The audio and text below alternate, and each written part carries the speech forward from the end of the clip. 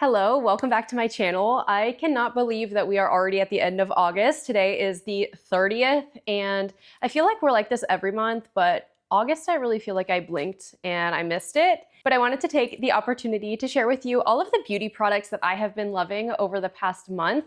These are gonna be things like my go-to lip combo, the blush that I couldn't stop wearing this month, a body lotion that I completely finished this month, and also I'm gonna save the best for last, my new favorite hair tool ever that I just couldn't resist sharing in this video, and then a little something that goes along with it. So if you are interested in seeing all of the beauty products that I've been absolutely loving this month, then let's get into it. First things first, I wanna share with y'all my go-to lip products that I've been wearing nonstop over the last month. If you've been following along with my content over this month, you've probably heard me talk about these before, but I have been absolutely loving my NYX Lip Liners, but two shades in particular have been pretty much nonstop in rotation this month. The first one that I know y'all have heard me talk about is the shade Coffee. This is the perfect reddish brown shade that just goes so nicely with my complexion and my hair as a redhead. I think it's the perfect lip liner for a redhead. If you want something that is kind of in that brown family, isn't too dark, isn't too vampy, but definitely has a little bit of depth to it, I think Coffee is the perfect shade.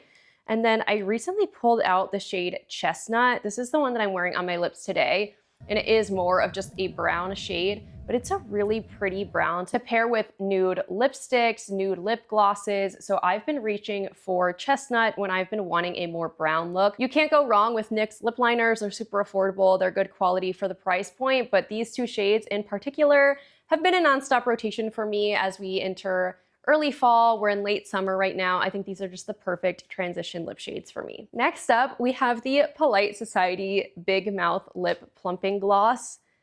This is probably the most plumping lip plumper I have ever used, and I love it so much because I really do think that it works. I will say, off the jump, if you're someone who does not like the feeling of a lip plumper, I would run far, far away from this one. This is the most intense plumping gloss I've ever used.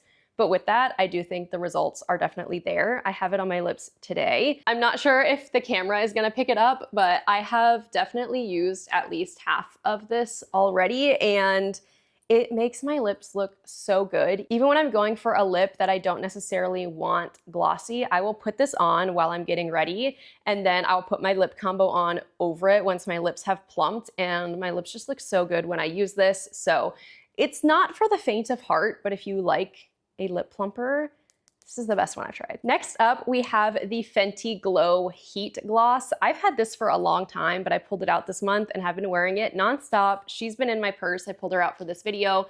So as a recap on my lips today, I'm wearing that lip liner in Chestnut, the Plumping Gloss because she is more plumping than this one, and then the Heat Gloss for a little bit of a tint. And this one has just been so perfect to pair with those liners for a really easy, everyday, glossy nude lip. They pair so beautifully with that reddish brown, with a brown brown, and I've been loving her a lot recently. The Fenty glosses have been one of my favorite formulas for a long time, and I'm really glad that I've put this one back in rotation this month. If you haven't caught on already, I've been really into warm, bronzy looks, and this Patrick Ta blush has been my absolute go-to over the past month. I think I wore her nearly every day this month. This is Patrick Ta's blush duo in the shade She's Blushing. This is the perfect, warm, toasted, a little bit glowy blush. It's not too brown, it's not too red. It really does give you a natural flush, and it pairs beautifully with really bronzed looks. It's the perfect summer to fall transition shade.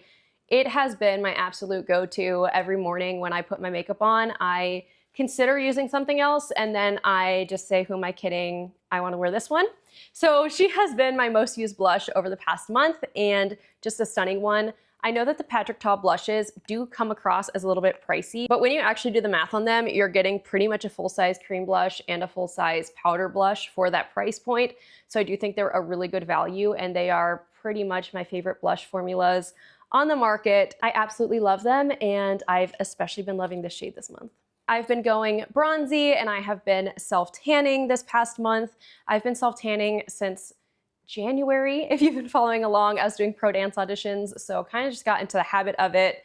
And I wouldn't have been able to do my makeup properly if I didn't have this product. This is the Saie. Honestly, I've had this for so long and it's so used that it's really hard for me to read it. This is the Saie, I believe it's the Sunmelt Cream Bronzer. I have the shade Medium Bronze. I am not going to open this because it is so used and I stick my brush directly in it. So it's a little bit gross. There's brush hairs stuck in it, but I will let y'all see the back so you can see I have officially hit pan on this. I've used it a lot. This is not only a beautiful cream bronzer if you like cream bronzers, but this has been an absolute must-have for me in my collection as I've been self-tanning. This helps me make sure that my complexion is matching whatever stage my tan is in, because I can use this to kind of blend over top my foundation if I need to go a little bronzier. I do use this in conjunction with a powder bronzer, but this has been an absolute must-have in my collection, not only this past month, but really this past year. If you need a way to bronze up your entire complexion, or you want a really seamless bronzy look, if you like really natural looks, you want something that's gonna blend really well, this one has been absolutely amazing and I have been loving her so much, not only this month, but over the past year. Next up, I have a body care product for you, and that would be the EOS body lotion. I have used bottles and bottles of this, and over the past month, my most used fragrance is the Jasmine Peach. This was a new fragrance for me and I did like it a lot. The type of scent that I would expect from like a body wash, but it is nice in a lotion, especially if you're like me and you apply your lotion when you get out of the shower. So this has been a nice scent for me to use towards the end of the summer and the summertime. I pretty much finished this bottle in the month of August. It's pretty empty. If you've used these before, you know that even when the pump isn't giving you any more product, they're not really empty. So I'm kind of in that like scraping it out phase. So I've gone ahead and purchased a new scent for the fall. So I'll definitely be sharing more on that later and how I like it. While Vanilla Cashmere is still my favorite scent, I would say that I did like this one a lot, especially if you want something that's a little bit more of a fresh shower, fruity floral type of scent profile. Okay, next up I have my absolute favorite product of the month. I've been absolutely in love with this since the day I got it. This is the GHD Soft Curl Curling Iron in the 1 1/4 inch version. This is the best curling iron I have ever used. If you've been watching my videos, if you saw my Dallas audition vlog, then you saw me use this for the first time. This is the only curling iron that I've been able to use with success. I have struggled for years and years and years trying different curling irons, trying to find one that works for me, that I can figure out the technique to even curl my hair. And this is the only one that I have been successful with, and it is hands down the best curling iron I have ever used. It's what I curled my hair with today. It has been my most used hair tool since I got it, my most used hair tool since I got my hair extensions. It was a recommendation from the girl who does my hair extensions, and she definitely did not lead me astray. I don't even know where to start with this. I think one of the reasons why I actually did end up purchasing this was because I feel like when I have curled my hair in the past, my hair would always get stuck somewhere in the curling iron, especially where these like clamps are. And I was looking at the design of this one and I just felt intuitively that my hair wouldn't necessarily get stuck on this one maybe as much, just based on looking at how it was made. And I was absolutely correct. Every now and then, maybe like way down in here, I'll get a hair or something like that, but it is very infrequent compared to when I use any other iron. And something about the way that the barrel is made, my hair just glides through it so much easier than other curling irons. It is just beautifully made. It's so easy to use, and I surprisingly can curl my hair pretty quickly with this. It also heats up in like maybe 10 seconds or less.